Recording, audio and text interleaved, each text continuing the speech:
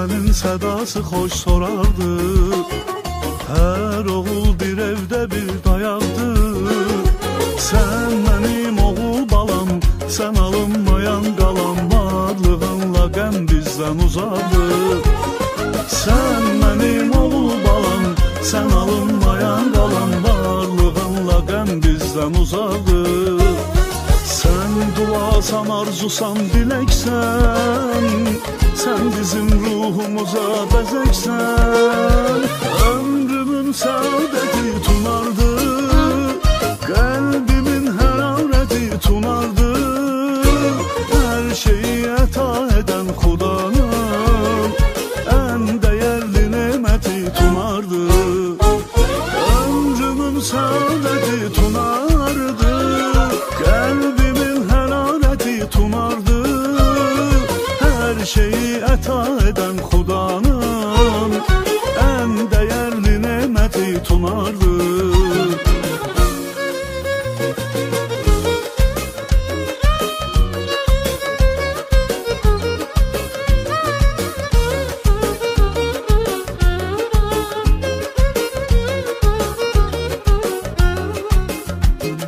Gözlərin hamını mat qoyurdu, hər görən səni şəkər sayırdı. Sən evə gələn zaman şadlanıb atan anam körpə ətrinin dadını duyurdu. Sən evə gələn zaman şadlanıb atan anam körpə ətrinin dadını duyurdu. Sən duasan, arzusan, diləksən, sən bizim ruhumuza bəzəksən. Ömrümün səadəti tunardı, qəlbimin hərarəti tunardı. Hər şeyi əta edən Xudanın ən dəyərli neməti tunardı. Ömrümün səadəti tunardı, qəlbimin hərarəti tunardı. Hər şeyi əta edən Xudanın ən dəyərli neməti tunardı.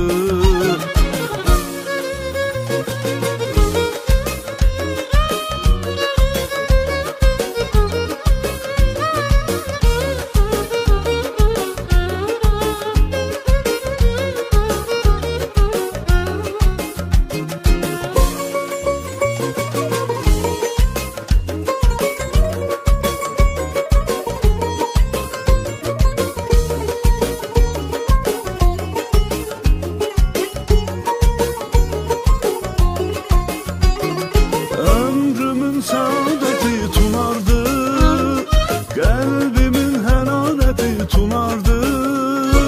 Hər şeyi əta edən Xudanın